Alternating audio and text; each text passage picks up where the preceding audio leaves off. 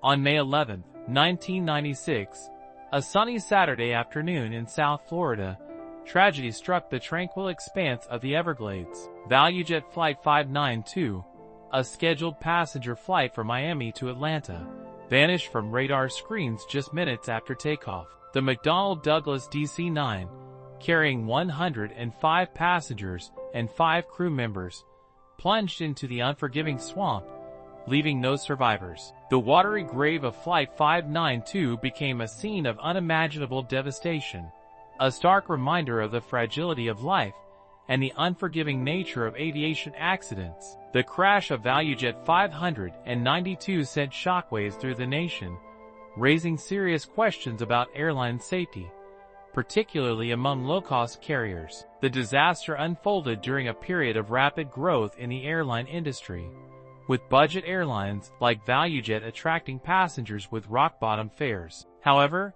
the tragedy exposed the potential consequences of cost-cutting measures and lackluster oversight, prompting a national conversation about the true price of cheap air travel. The Everglades, a vast and unforgiving wilderness, swallowed the wreckage of Flight 592, making recovery efforts a daunting task. The crash site, located in a remote and treacherous area of the swamp, was accessible only by airboat or helicopter. The challenging conditions hampered investigators' efforts to piece together the events that led to the disaster, leaving a grieving nation desperate for answers. The loss of 110 lives in the Everglades that day reverberated far beyond the crash site. The victims, men, women, and children, represented a cross-section of America, their dreams and aspirations cut short by this unspeakable tragedy. The disaster left an enduring scar on the families and loved ones of those lost,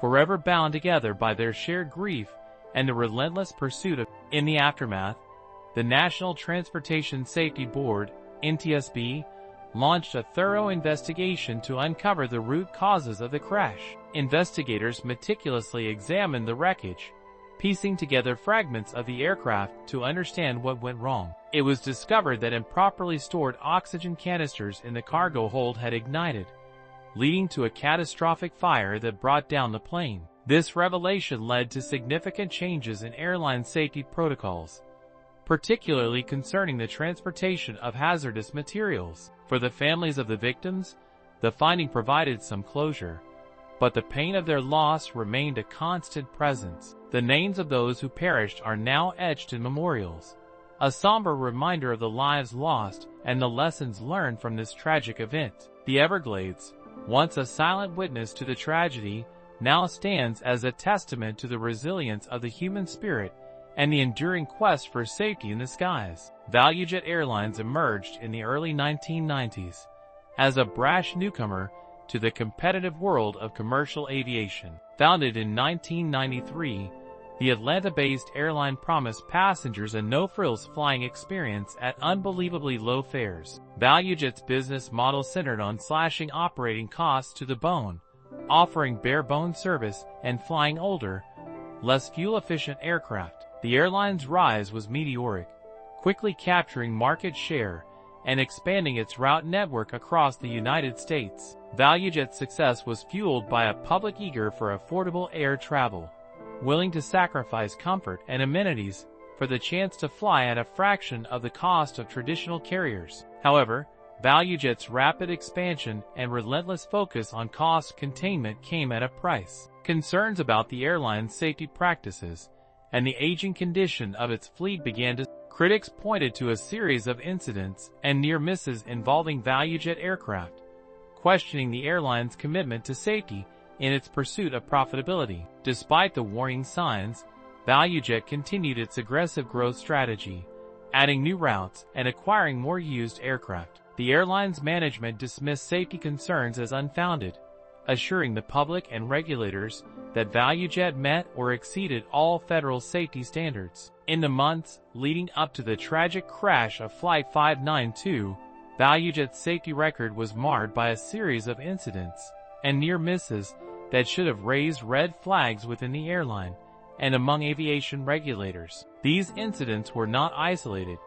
They were part of a troubling pattern that suggested deeper systemic issues within the company. These incidents, while not directly causing the disaster, painted a disturbing picture of a company seemingly willing to cut corners on safety to maintain its low-cost operations. The pressure to keep costs down often led to questionable decisions that compromised passenger safety. One such incident involved a ValuJet DC-9 experiencing a double-engine failure shortly after takeoff from Atlanta. This was a harrowing experience for both the crew and the passengers, highlighting the potential dangers lurking within the airline's operations. The pilots were forced to make an emergency landing, narrowly avoiding disaster. Their quick thinking and professionalism averted what could have been a catastrophic event. In another incident, a ValuJet flight experienced a cabin pressurization problem, forcing the crew to make an unscheduled landing. This incident further underscored the recurring safety issues that plagued the airline. Beyond these high-profile incidents, ValuJet faced scrutiny for its maintenance practices and the overall condition of its fleet. The airline's maintenance records revealed a troubling history of deferred repairs and inadequate Critics pointed to the airline's reliance on older aircraft, some of which had been acquired from foreign carriers with questionable safety records. These older planes often required more frequent and intensive maintenance, which ValuJet struggled to keep up with. The airline's rapid expansion also raised concerns about whether ValuJet had adequate infrastructure and personnel to maintain its growing fleet to the highest safety standards. The rapid growth outpaced the airline's ability to ensure that all safety protocols were strictly followed. Despite the mounting evidence of potential safety lapses, ValuJet's management remained defiant, publicly dismissing the concerns and assuring the public that the airline was safe. Their reassurances, however, did little to quell the growing unease among industry experts and passengers alike. The Federal Aviation Administration, tasked with overseeing airline safety, faced criticism for its oversight of ValuJet, with some alleging that the agency was too lenient in its dealings with the fast-growing budget carrier. The FAA's perceived leniency raised questions about the effectiveness of regulatory oversight in ensuring passenger safety. May 11, 1996, began like any other day at Miami International Airport. The sun was just beginning to rise, casting a golden hue over the bustling terminal. Passengers bustled through the terminal, eager to reach their destinations. The air was filled with the sounds of rolling luggage, announcements over the intercom, and the chatter of excited travelers. Among them were the 105 passengers and 5 crew members preparing to board ValuJet Flight 592,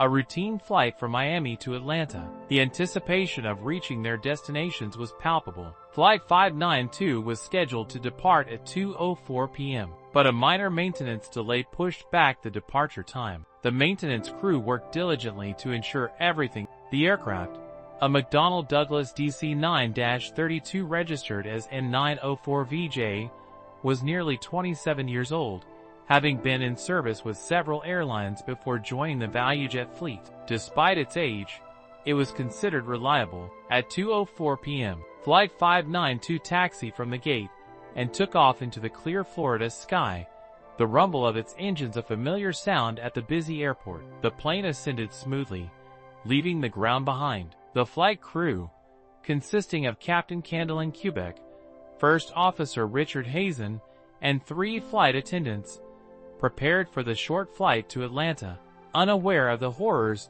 that awaited them. They performed their duties with practiced efficiency. In the passenger cabin, travelers settled into their seats, some reading books, others chatting with seatmates, and others gazing out the windows at the receding cityscape below. The atmosphere was calm and relaxed. Among the passengers were families returning home from vacation, business travelers heading to meetings, and young couples embarking on romantic getaways. Each person had their own story, their own reason for being on that flight. Little did they know that their journey would end in tragedy. Just minutes later, the serene flight would soon turn into a nightmare, forever changing the lives of everyone on board and those waiting for them in Atlanta. The legacy of ValuJet Flight 592 continues to influence the future of aviation safety. Lessons learned from the tragedy have led to stricter regulations and improved practices within the industry. While the memories of that fateful day remain, The advancements in safety protocols serve as a testament to the ongoing efforts to ensure that such a disaster never happens.